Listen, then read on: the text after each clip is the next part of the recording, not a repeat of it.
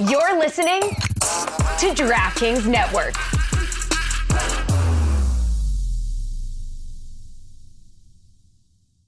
An official message from Medicare.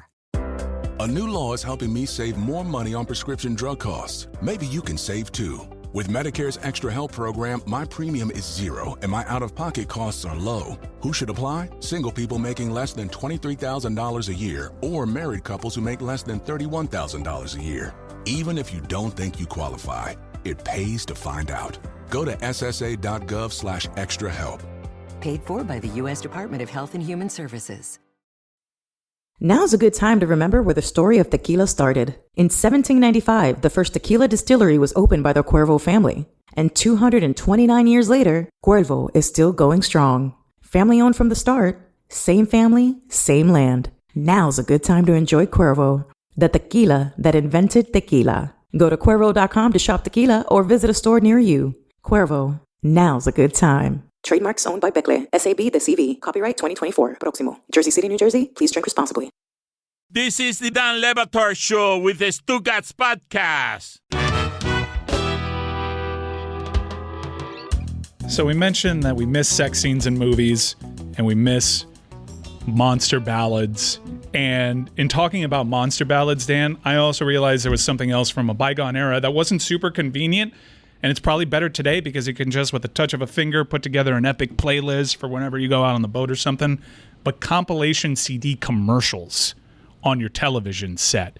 As you're watching Fresh Prince of Bel-Air on UPN or whatever, you could count on every break someone reminding you that, hey, there was this era in music where there was just straight bangers. And the first one I want to play is, of course, monster ballads.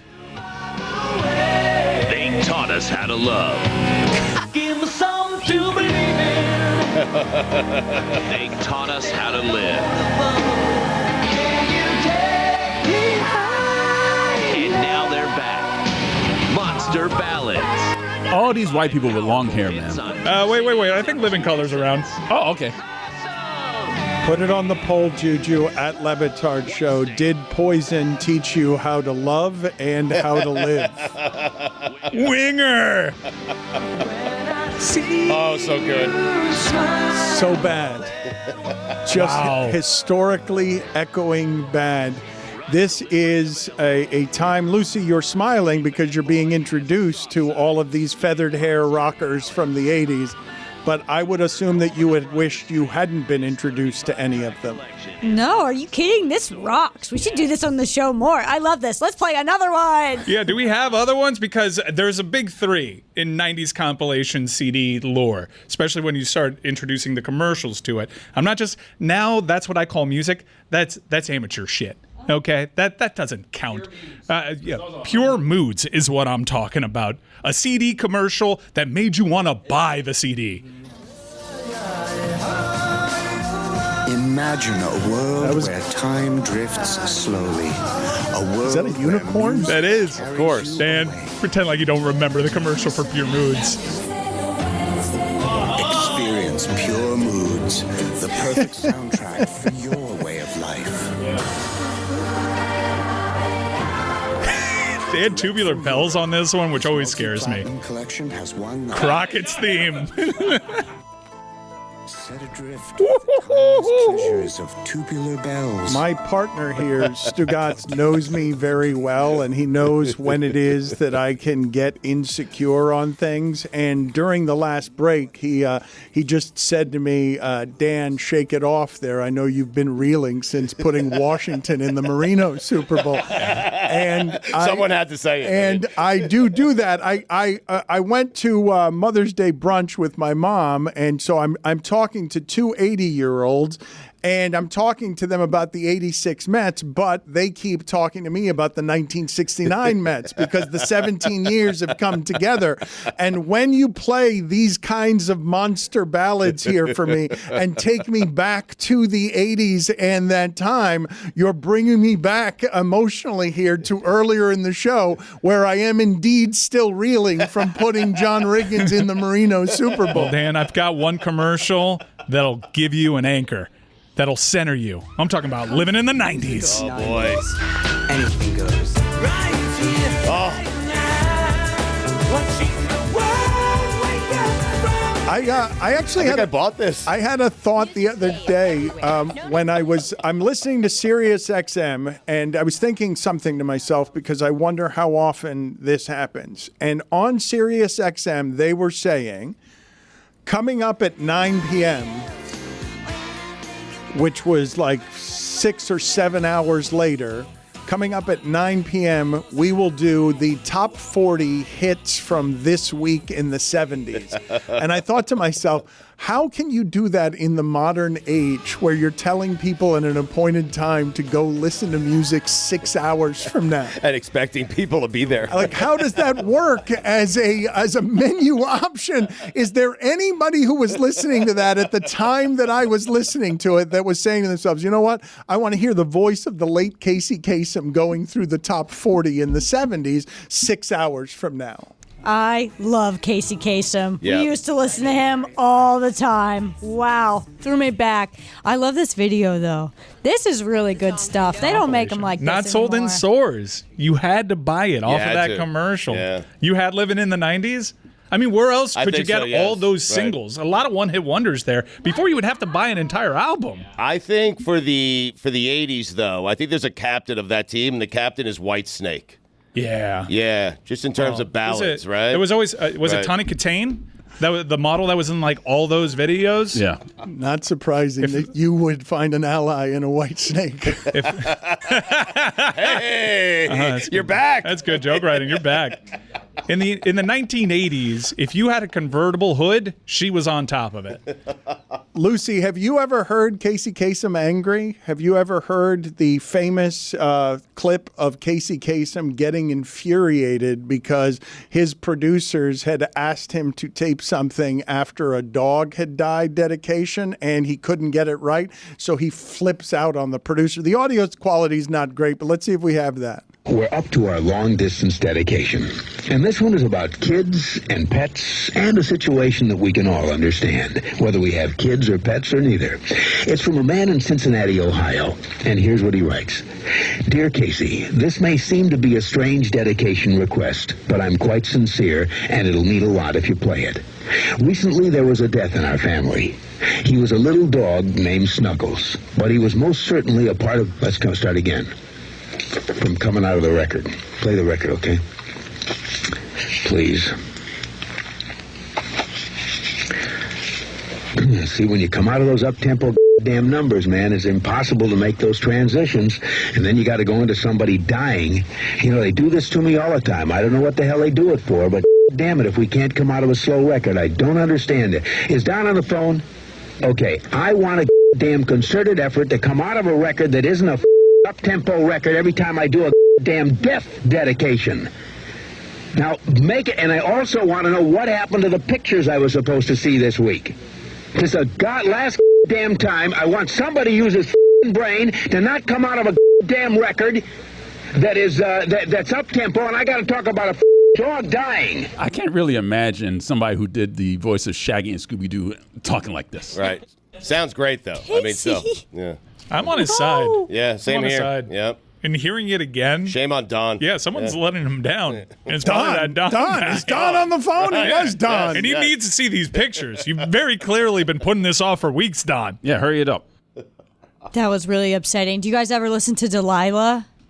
I don't know if she was local in my hometown or not, but she was lovely. She was always on the Christmas station, and then people would call in with her life problems, and it was always a goal of mine to have a problem big enough that I could call Delilah and get her take on it. But I was like 14, so I didn't really have those. I got John Tesh doing that down here locally. Tesh was our guy. It is strange. It's like hearing Garfield be enraged. It's like hearing a cartoon enraged. There are very few people whose voice is so soothing to me upon hearing it. Vin Scully. And yet I heard where it is that he got pissed off, and where he got pissed off is on the word Snuggles. There's a dead dog named Snuggles, and they made him come out of they made him come out of an up-tempo song, and he couldn't get the right energy and tone to give you his soothing cartoon voice. And next thing you know, he's lashing out at Don about the pictures, about all of his resentments at work.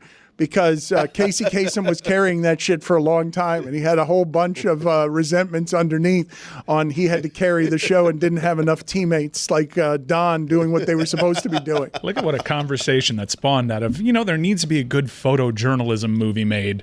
Look where it took us.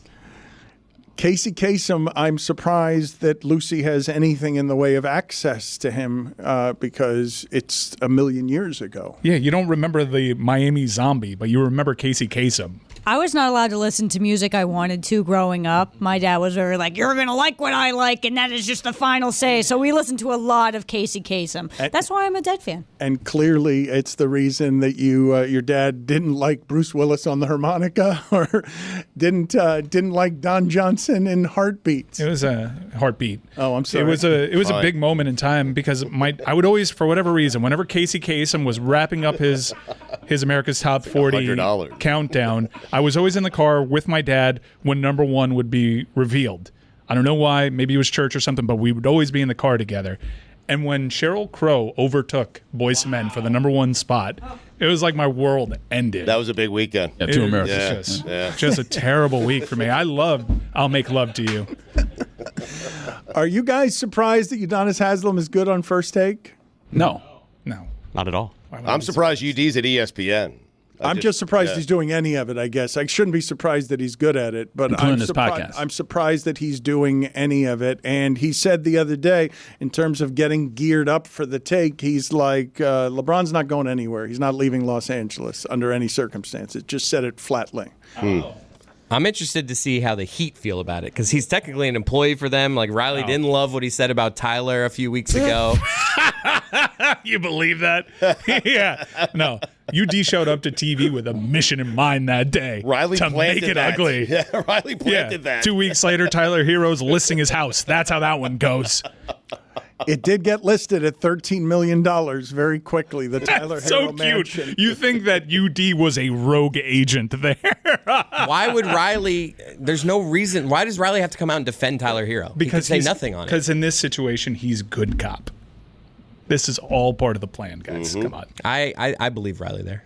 Jeremy, why are you making faces? I just have a lot of questions about who is supposed to be planting what stories where. Finally, a Heat voice, I guess, in national media on ESPN, but he's there to try to tear down a player whose value the Heat would want higher if they were trying to trade him. So I'm just sort of a little confused You need about to make the it thread. ugly. You got UD to make it ugly. You ordered the code red. Well, they always do have UD to make it ugly. That's not how you do First Take, though, if you're UD. Like, you have to have a take. I mean, you can't just be LeBron's going nowhere. Make something up. I love that, though. No, that is a good take, though. Yeah, because this all came from, like, Rich Paul, strong right? take. He's saying LeBron just declared for free agency. The Lakers seem to be doing everything in order to trying to get in a position to get him back. And Udonis is saying flatly, what do you mean? Come up with a better take than that one. What is your take? He's going anywhere but L.A. That's the take. A lie? Well, yeah. I mean, you are a white snake. Something that's totally uninformed. It's a guess. It's not a power ballad. It's a take. We should get Tawny Katane to like crawl all over your desk. Yes, we should do this, but instead of a power ballad love song, what Stugotz should do is a power hate song, a power hate ballad, where he's just an enormous hater. Backstreet's back. All right. Since the dawn of mankind, we've cooked our food over an open flame and debated the best way to grill. One thing not up for debate, grilling and beer always go together. But not just any beer will do. Whether you barbecue, Texas style, or just celebrate Wednesday with burgers and dogs, I love Miller Lite. Every single time my team plays on television, I am sitting behind that television screen with a Miller Lite or 3. Miller Lite keeps it simple. Undebatable quality, taste as great as your barbecue. It's the beer that strips away everything you don't need and holds on to what matters the most. With the Miller Lite in hand, grilling doesn't just taste great, it tastes like Miller time. To get Miller Lite delivered right to your door, visit MillerLite.com/Dan. Or you can find it pretty much anywhere that sells beer. Celebrate responsibly. Miller Brewing Company, Milwaukee, Wisconsin. 96 calories per 12 ounces. Don Batard. What the mother Ruiz at? Bring his ass on here. Where's the motherfucker Ruiz is a great question. Stugotz. Running, huh? He running today, huh? I'm ready. This is the Dan Le Batard Show with the Stugotz. Bill Walton joins us now on 790 The Dan, Ticket. great to be with you today. Likewise, Bill. Thank you for coming with the usual, the customary energy that you come with. I'm fired up and ready to go. The NBA's 65th season is underway. It's going to be the best, the most successful, the most exciting, and the most profitable one in NBA history. We are planning on the miracle. We are seeking shelter from the storm. We are listening to Electric on the Eel as we approach the days between in the summertime here. I'm pretty certain I've been to 2 or 3 Dead & Company shows with Bill, but Bill doesn't know he's been to 2 or 3 with me. It's unbelievable. I know. I do know Stugotz. Yeah, because I'm the luckiest dude in the world, man. I found basketball when I was 8 years old, 3 years after I found my bike. And then, just 1 year later, I found Chick Hearn on the radio, and that changed everything for me. When I was 15, I found the Grateful Dead, Stugotz, UCLA, and John Wooden.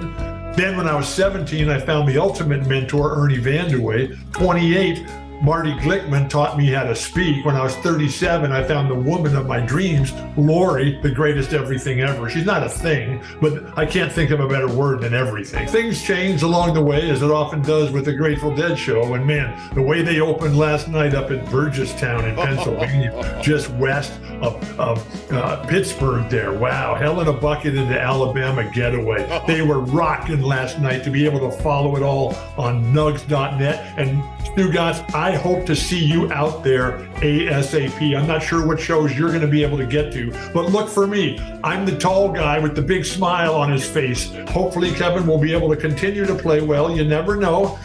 It's a basketball game. It's the Dead Show. It's the Dan Le Batard Show. You never know what's going to happen. You never know when you're going to go. Nikola Jokic is like, well, one of the Florida Keys, or he's like the big river of water coming right down through Central Florida and ending up there in the Everglades and just making it all happen. But just watch out for all the alligators in there. Dan Le Batard Show. Stugotz. We'll see you on the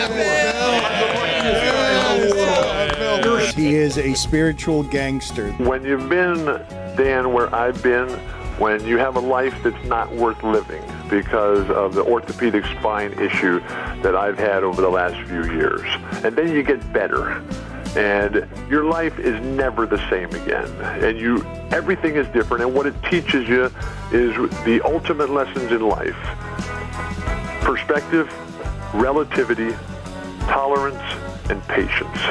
And as we are faced in a world that's racked by greed and selfishness, we have so many people who are trying to do so many good things.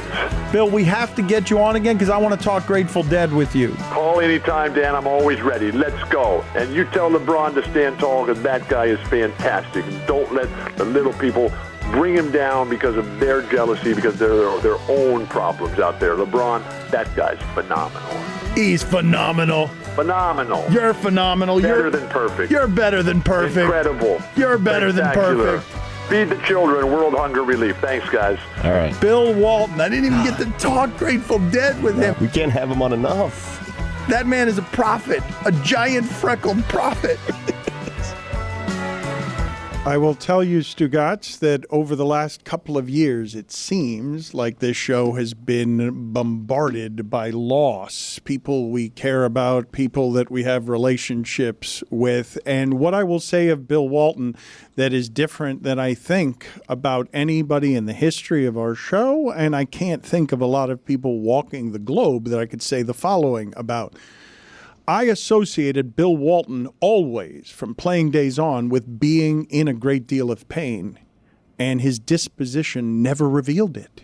Right. I don't know I don't know how he did that, because I think that we can get all caught up in our self-involvement, and there probably isn't a lot beyond pain that anyone listening to this is going to notice if they're in pain. It's a very personal, intensely personal thing that is a burden only you're carrying around, and his body didn't work right almost the entire time that he was a famous person. Being a 7-footer, this is a pretty long lifespan for a 7-footer because of the battering the body takes. But I really do associate this human being with always being in pain and always being somehow positive, someone who gave off a positive energy to anyone he came in contact with despite it.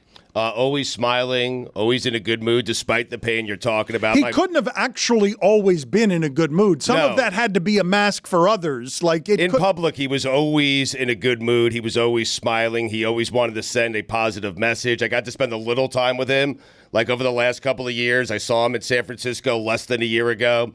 I watched a few Dead songs with him at one of the final Dead & Company shows, and I went to Shoreline with him and Luke Walton for a show. Like, I've had some good times with Bill Walton. Bill Walton, you would never know, Dan. I knew he was in pain, but you're right, because I just know his history of injury and being in pain. But you would never know it spending any sort of time with him. Like, he was always gracious. It's hard with his time. it's hard to believe, Yes. honestly, because it's not just like, I'm sure many people in our audience are in some sort of daily pain. But this is a person that I associate every walking step that he took, because he had foot problems, because he had back problems. You could look up how many surgeries he had to have, but he had to have too many of them, because I just simply associate his entire playing career with overcoming pain. And when it's every walking step, Stugotz, I don't know how you keep a positive mood. When you're waking up every morning and what greets you upon waking up is, my body doesn't feel good. I don't feel good in the case that I have to carry around all day. Just to lend to what type of pain he was in, I asked him once, like, hey, Bill, sit down. Because if you go to a Dead show, you will see Bill Walton. He'll be, by the sound stage. He'll be standing up the entire time. He doesn't want to block anyone. He doesn't want to get in anyone's way. He's friends with the band. And I said to him once, like, hey, Bill, sit down. And he said, sitting down, standing up, too much pain. Yeah, it hurts too painful. I'd just rather stand. 38 surgeries. Yeah.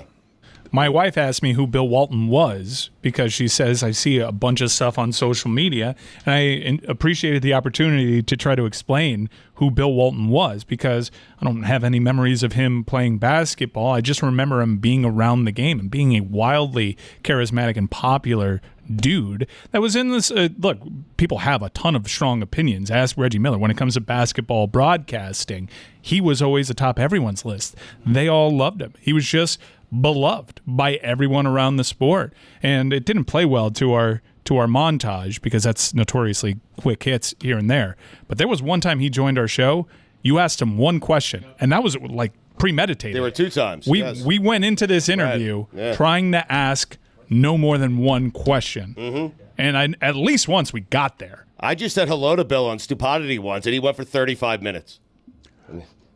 As great as his playing career was, I don't think it's what people will remember him for because of how long ago it was. I believe it's sort of his spiritual, aligned with the cosmos, sort of crazy broadcaster guy. I think he had a career that was more memorable as a personality than as a player. We should remember the broadcasting part of it, because it was unique and it was different, especially this show, who strives to be a little bit different than the other shows. Bill Walton was different. Oh, yeah. Throw it down, big man, is a signature call. I still say that in my home anytime a big guy doesn't want to throw it down. I say it in a Bill Walton voice. Throw it down, big man. Do you know how hard it is for him to be beloved when play-by-play people didn't actually love how difficult he could make it, because he wasn't playing by the rules? He's not stopping talking when he's supposed to, or talking about any of the things he's supposed to talk about. He was just always being Bill Walton, and it was not confined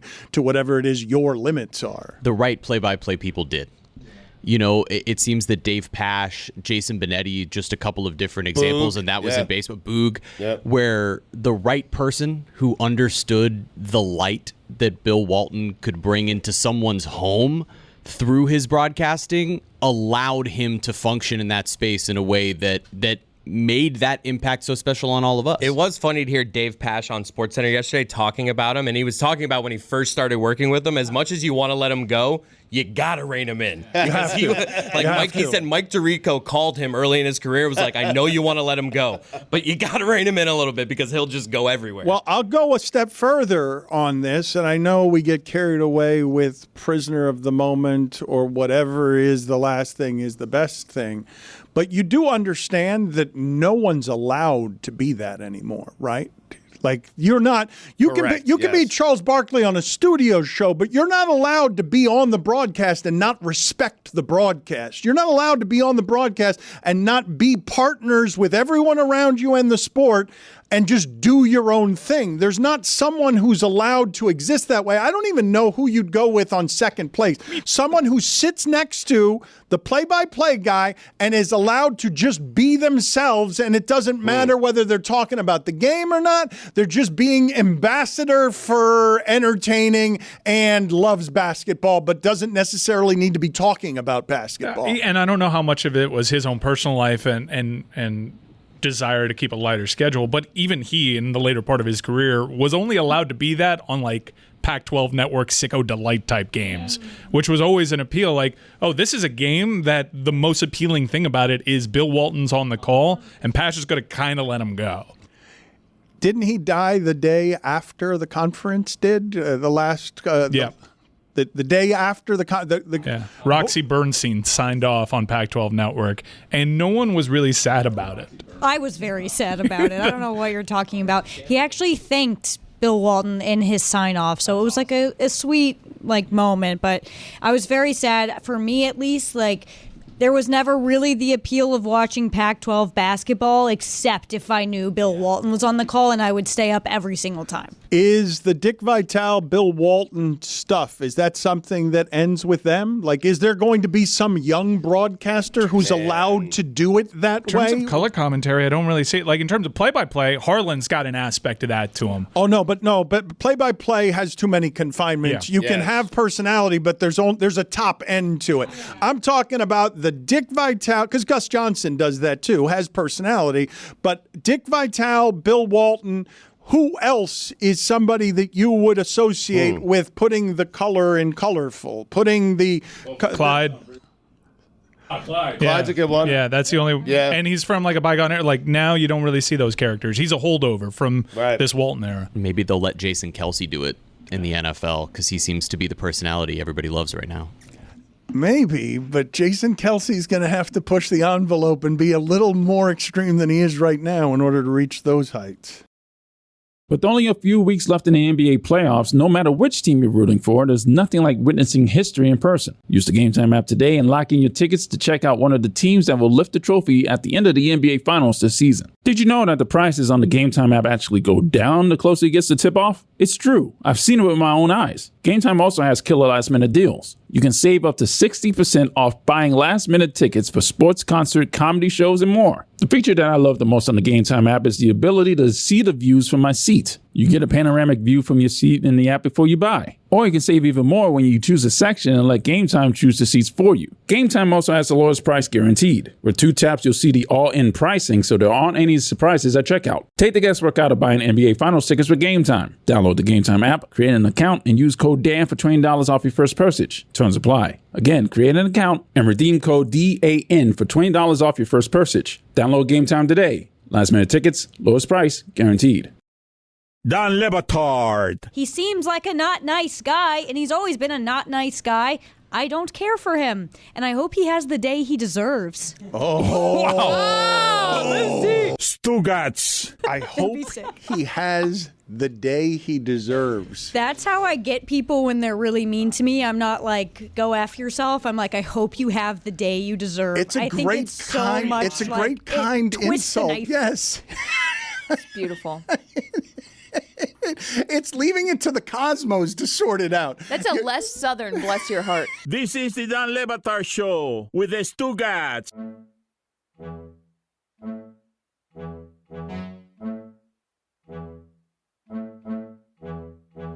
We will onboard Ron Magill here in just a few minutes. I am still watching First Take on the televisions in here, Stugotz, and I should clarify, I didn't mean to suggest surprise that Udonis Haslem is good at being on First Take. I'm surprised he wants to do it. I'm surprised that he wants anything to do with arguing in public or giving fiery sports opinions. To me, it's like relevancy, right? It's just kind of like keeping your name. Like you just retired. You're probably feeling like, what am I going to do now? Maybe just dipping the toe in, trying it out. It's a business move for his podcast, and you're exactly right. It's the way, and it's smart of every athlete who's using it this way. It's how J.J. Redick and Kendrick Perkins and the rest are using ESPN to their advantage as all of ESPN changes. Kendrick Perkins has just said on First Take that he has the biggest regret of his media career has happened recently. Do you guys want to take a guess on what Kendrick Perkins is saying is the biggest regret of his entire media career? He revealed he was on Ozempic? He revealed that he voted for Rudy Gobert for Defensive Player of the Year. Oh, no. What are we doing to And Rudy? he is saying that Rudy has tarnished the Defensive Player of the Year award. He voted. And he is saying that he regrets voting for Gobert because Gobert, and this one is an interesting phrasing on this sentence, and it's accurate, is not respected by his peers. No one likes that guy. It's weird, huh? Yeah. Well, no, it's not really. I get it. It's weird. No, I don't like him either. He's the 4-time Defensive Player of the Year. Ben Wallace is not seen as someone who is to be laughed at as the 4-time Defensive Player of the Year, but people are laughing at Rudy Gobert. It's weird. What's weird to see is I know this person is excellent at defense, but the game has changed so much as to render him somebody that we're now laughing at. Yeah, but do you like him? Because I don't like him. I like his excellence. Well, excellent. Do you like him? No. Ruining the world? No, Sounds like you don't like him. No, I mean, jeez. What are you What kind of talking answer about? is that? He Like, asked you excellent. he asked you a direct question. Do you like Rudy Gobert? His Bending hair is over small. backwards. I don't know him. I'm not. Do you like him? I don't. I know him plenty. I spend Don't like next to no time. He's French. On this. I mean, that's working against him. big time. Donna tried to tell us. I spend next to no time at these microphones telling you I like or dislike people. Me and Reale have been making fun of 20 years of broadcast television. Tony Reale of, is he a bad guy or a good guy? Like, that guy's a bad guy. Like, I hate those character defining things. Me too. I genuinely don't like to do that. So when it comes to Gobert, I don't like him. Right. Do you? I'm not going to do that to people. I like of one. Like, give me all the people Gotta that you sneak it think I have said over at this microphone. I like or I dislike that It's not person. many. It's not many, but he certainly Right. he finds a way in that conversation. Here is somebody We'd that, all understand is what we're trying to say. Yeah, Dan. come on. Right. I don't want to give you permission to do that, to dislike someone you don't actually know. I don't want to give you permission to do that. I mean, it's irresponsible way to use the microphone. Dan, being a hater is so fun. It is the reason I wake up in the morning. You gotta try it water's out. nice. It's okay to hate. Yeah. He makes a crap ton of money. It's okay. Yeah, and this is a rare time where you don't feel like you're on an island. If you speak into a microphone and say you don't like Rudy Gobert, it's such a welcoming party. It's how I feel about Jennifer Lopez. Yep. Yeah. Say it, Dan. Here is someone that everyone likes, Ron Magill. I remind you again that his substantive endowment has no bureaucracy in it. So if you just want to help the animals, Ron Magill, go to the internet, find his endowment. I bet you Ron doesn't like Rudy Gobert. Ron, do you like or dislike Rudy Gobert? Don't know him, so I can't say. Oh, jeez. That's a good attitude, but not anyone here is That makes endorsing that attitude. Yeah, it makes sense, but everyone here feels licensed to hate even if they don't know guys hear me? somebody. Yes, we can hear heard you. you, Yes, yes, we yeah. heard you. I'm Yes. not happy with what I heard. But, Are you guys hanging me out to dry again? Are you playing like you don't hear me? He and can't I'm hear us. talking to myself? Turn him down because he can't see. hear us, but we can indeed hear him. And his confusion in not being able to hear us is not helpful. We have an assortment of video to play for Ron Ron McGill? He heard the question, though, about Gobert. I mean, that part is weird. I don't understand what happened there. He said no. Ron, can you now? Said no. His eyes said no. You cannot hear us now? You heard the question? I heard you now. Now I hear you. But I Okay. think you guys, see, I don't know whether you guys are playing games with me or not, because you like to jerk me around a lot. So I don't know if you're playing games. You say, okay, guys, everybody be quiet now. Like, we don't hear him. And then talk, but don't make any sound so it looks like he doesn't hear us. What if today he's playing a joke Ron, on us? I understand why our general incompetence would be something that surprises you and that you distrust, but I am promising you this is not a sinister strategic orchestration to bother you. It's just we're not very good at a lot of things around here, and so the professional broadcast is sometimes not what it should be. Let's play for Ron a couple of whale-watching videos. There are two. Cut out again. There are two. You cut out again. I just see Dan moving his lips. Okay. I did there you go. You're back again, Dan. There are You're two back. drones here, and it's a blue whale feeding at the surface. Give us some play-by-play here.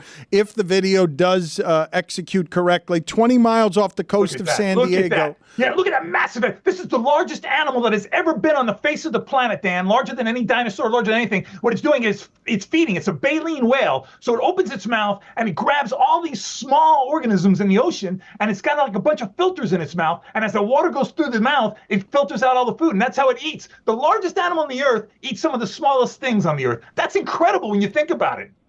That's fantastic footage. Is it hard for that whale to find enough small things to eat daily? I would think that would be difficult to sustain the nutrients that animal needs.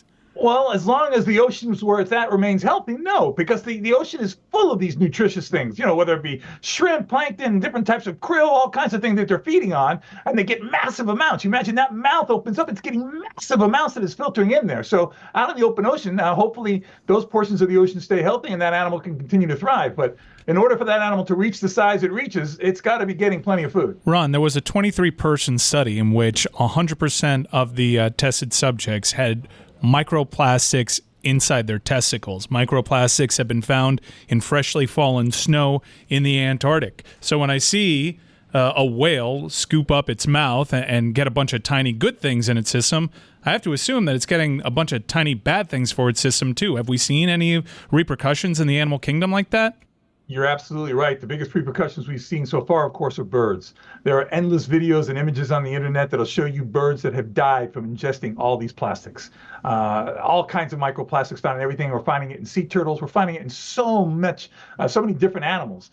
There's no question that obviously these whales are doing the same thing. The question is, when does it get to a point when it really becomes something that affects them, their health, that can kill them? I don't know. I don't know the answer, but do we need to wait till we get there? We're looking at all the microplastics. I don't want this to be a show that's just on this gloom and doom, but it certainly is an issue, and you can see it, like I said, especially in bird life now. Birds that are dying, just their internal organs just filled with microplastics. Speaking of gloom and doom, about 160 howler monkeys in Mexico have fallen dead because of a heat wave that's going on. What's going on with the recovery efforts right now? I'm not sure. I'm not sure, Roy. Heat is affecting a lot of animals. There are a lot of animals that are suffering from heat stroke, and these are tropical animals. Like howler monkeys are tropical animals. I don't know what conditions they were subject to, but listen, look what's happening to people. If we didn't have the indoors, if we didn't have air conditioning, you'd have so much heat stroke going on out there. Not that we don't have it already, but it would be exponentially greater. These animals don't have those luxuries. They have to be able to adapt to these extreme heat waves that we're having. And this is just May. We don't even have the first day of summer yet, and we're having temperatures that we don't normally find until well into the summer. So it's a huge red flag for me. And I hope all these people that for years have declined. Denounced saying anything, no climate change, no warming, that is not happening. It's all a figment of your imagination. Okay, open your flipping eyes. Put it on the poll, please, at Le Batard Show. That's an enraged Ron McGill. Open your flippin' eyes. Put it on the poll. Have you ever said open your flippin' eyes to someone? And also, did you know that the average human consumes a credit card's worth of microplastics a week? Jeremy, what do you have for Ron McGill? Ron, in my backyard, there's a pond. And so we have ducklings and ducks and now also massive iguanas.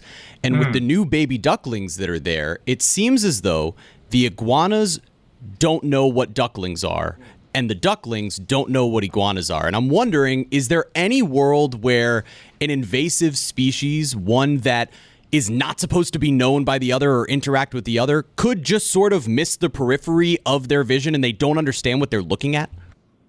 Oh, absolutely. Understand that animals, when these ducklings hatch out, they learn every day. They're looking at something that becomes part of their norm. Now, those iguanas may, they're generally speaking, they're vegetarians, but they may get a love for eggs. They may go after duckling eggs. I wouldn't be surprised to see an iguana maybe even eat a duckling, a newly hatched duckling.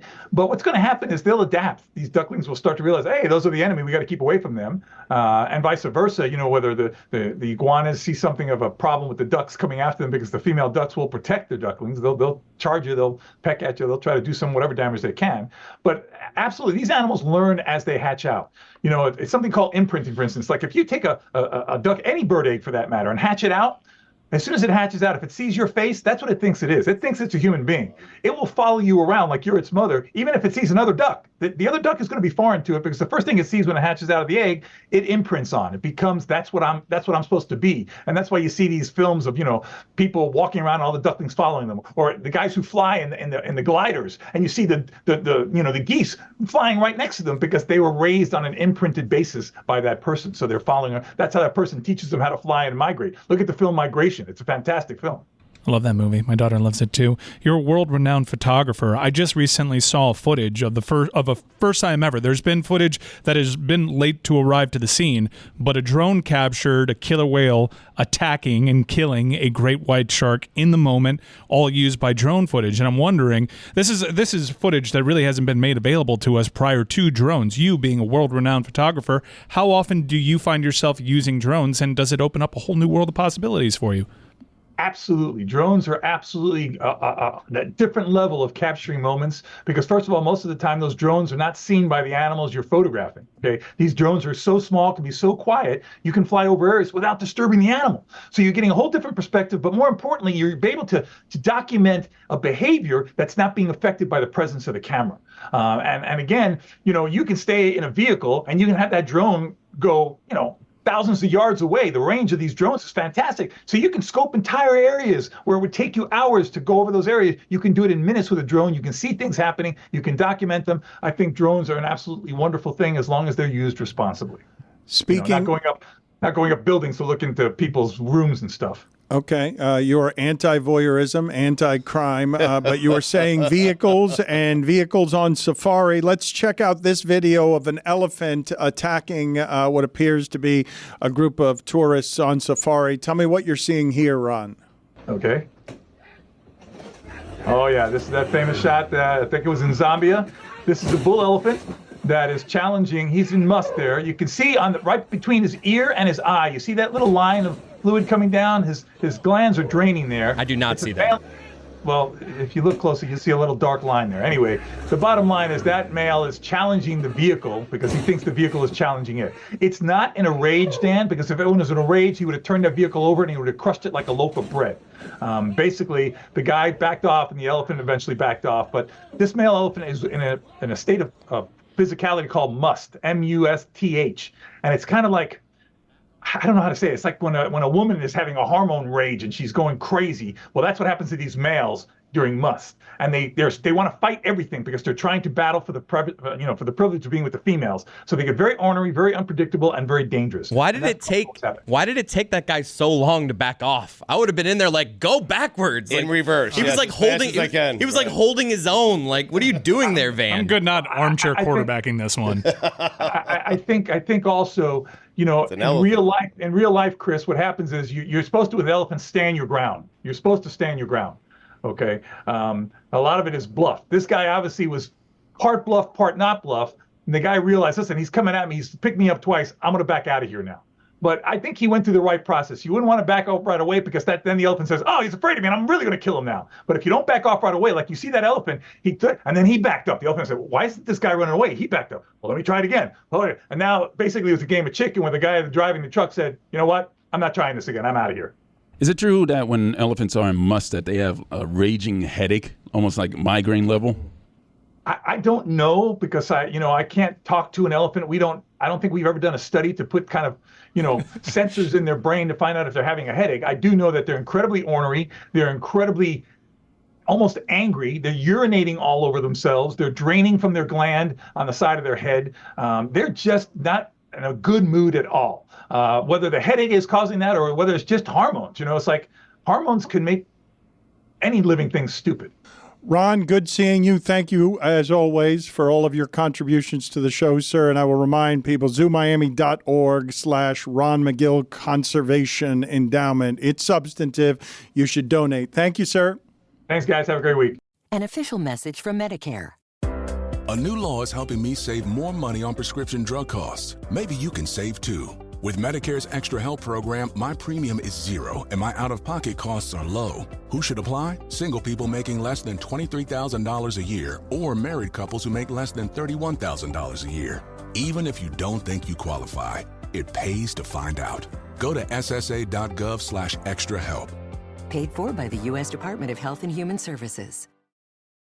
With only a few weeks left in the NBA playoffs, no matter which team you're rooting for, there's nothing like witnessing history in person. Use the Game Time app today and lock in your tickets to check out one of the teams that will lift the trophy at the end of the NBA Finals this season. Did you know that the prices on the Game Time app actually go down the closer it gets to tip-off? It's true. I've seen it with my own eyes. Game Time also has killer last-minute deals. You can save up to 60% off buying last-minute tickets for sports, concert, comedy shows, and more. The feature that I love the most on the Game Time app is the ability to see the views from my seat. You get a panoramic view from your seat in the app before you buy. Or you can save even more when you choose a section and let Game Time choose the seats for you. Game Time also has the lowest price guaranteed. With 2 taps, you'll see the all-in pricing, so there aren't any surprises at checkout. Take the guesswork out of buying NBA Finals tickets with Game Time. Download the Game Time app, create an account, and use code DAN for $20 off your first purchase. Terms apply. Again, create an account and redeem code DAN for $20 off your first purchase. Download Game Time today. Last minute tickets, lowest price, guaranteed.